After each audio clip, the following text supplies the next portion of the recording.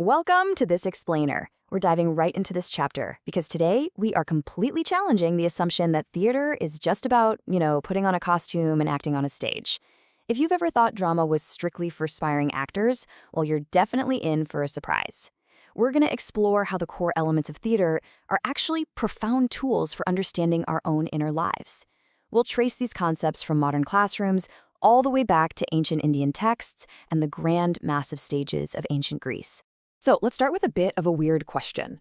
What does a massive 500-year-old ancient Indian text have in common with how you process a really bad day at work or school? It seems like a huge leap, right? But human beings have literally been trying to figure out how to process complex emotions for a very, very long time. Consider how processing your own daily frustrations, or joys for that matter, deeply connects to these historic traditions that were designed to map out the human heart. In a modern theater classroom, we aren't just looking at how to project your voice or memorize a bunch of lines. We're looking at vital, real-world life skills.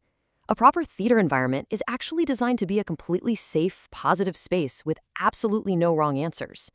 When students step into this space, they're experimenting with ideas, expressing themselves in totally unique ways, and in doing so, they are actively building empathy for others, learning how to handle failure without completely breaking down, and mastering problem-solving and teamwork. They're basically practicing how to be highly capable, emotionally intelligent humans.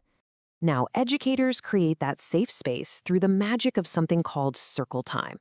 Basically, for the last 10 minutes of a class, the teacher and students just sit together in a circle. It's a completely informal, dedicated, safe space. There are no expectations, no marks, no grades attached. It's just an open forum to explore and share feelings freely. It's during this time that kids might be asked, what they think was the most complicated emotion they experienced that day. It allows them to open up in ways that, frankly, no standard test or exam could ever really capture. And to help students actively identify those complicated emotions, teachers use targeted theater games. One of my absolute favorites is the game Freeze. Imagine acting out a scenario where your cousin steals a toy from you. You gather the courage to pull their coat, and right as you reveal the stolen toy, boom, the teacher yells, "Freeze!" Or say you're acting out accidentally breaking an ancestral photo that's 500 years old. Freeze! By stopping right at that dramatic climax, students are forced to look within and instantly identify the exact complex emotion they're feeling in that simulated moment. It completely bridges the gap between just feeling an emotion and actually being able to name it. So the crucial point here is that identifying our emotions is something humanity has been working on for centuries. Which brings us to an entirely new chapter, ancient India. Long before modern psychology was a thing, ancient Indian thinkers were categorizing our inner lives using two incredibly important concepts, bhava and rasa. Think of bhava as your foundational state of mind. It's your baseline attitude based on your thoughts and perceptions, and honestly, it doesn't change easily. Rasa, on the other hand, is the actual active feeling or emotion that rises up and is experienced in a very specific moment. So basically, your bhava is the concrete foundation, and the rasa is the house built on top of it, which might change depending on the weather. To really grasp this, just picture two distinct scenarios where the exact same event results in completely different rasas, or feelings, based on a person's underlying bhava. Okay, scenario one. Two friends are watching a sports match. Their team wins. One friend is absolutely thrilled, losing their mind. The other is just mildly happy because their favorite individual player didn't score well. Same exact event, totally different rasa. Or scenario two.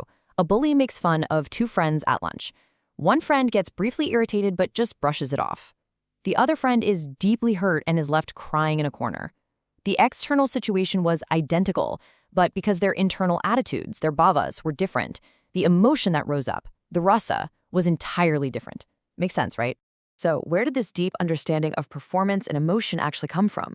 Well, according to the mythic story of Natyatpati, which is the birth of performing arts, the devas, or celestial beings, had become incredibly lazy, demotivated, and were just wasting their time doing absolutely nothing.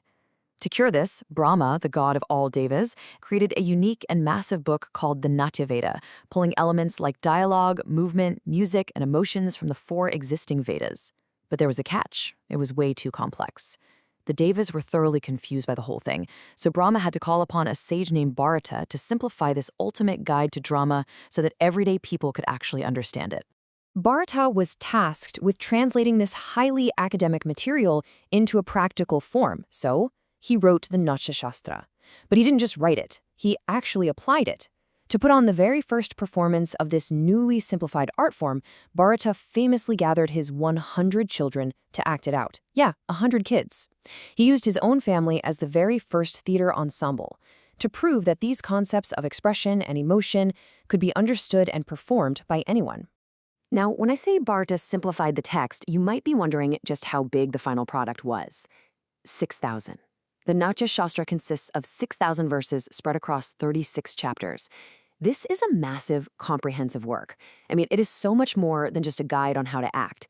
It covers absolutely everything related to the performing arts. We're talking makeup, costumes, lights, music, dance, rehearsals, stage safety, the responsibility of the arts to the audience, and even the possibility of attaining spiritual liberation through the arts. It is literally a monumental achievement in explaining human expression. Okay, let's shift gears a bit.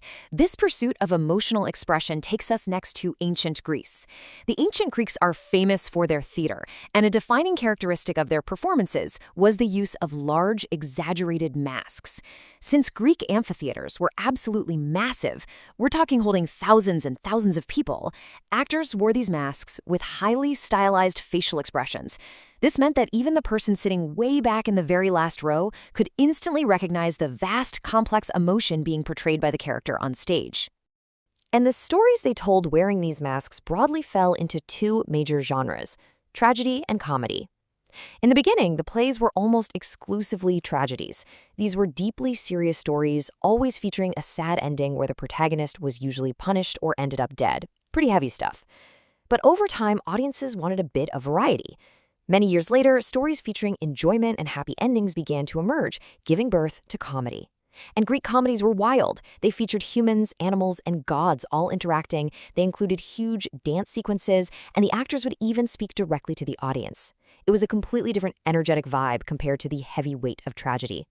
But that begs a really interesting question. If tragedy is so sad and serious, did the Greeks just like to be depressed all the time? Like, why was tragedy so incredibly popular? The answer is catharsis. The Greeks loved tragedy because it provided a psychological release. By watching a character go through immense suffering on stage, the audience could actually relate to that character's pain and safely release their own suppressed negative emotions. They weren't crying for the actor, they were using the story to process their own inner turmoil. It was a highly structured, socially acceptable way to just cleanse their emotional palate. And that perfectly brings us to the core message of our explainer today. Drama will be educative to all through the actions, situations, and emotions arising out of it.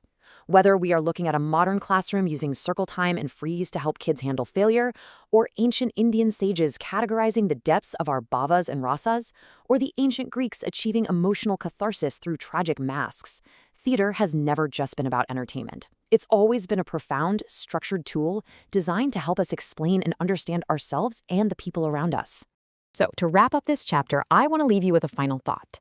Think back over your last 24 hours. Connect what we've learned today to your own life. What rasas, what specific active emotions did you experience today? And taking it a step further, what do you think the underlying bhava, or attitude, was that actually caused you to feel that way? The next time you feel a complex emotion bubble up, try to name it. You might just find that you're participating in a tradition of emotional discovery that stretches back thousands of years. Thanks for joining me on this explainer, and keep exploring.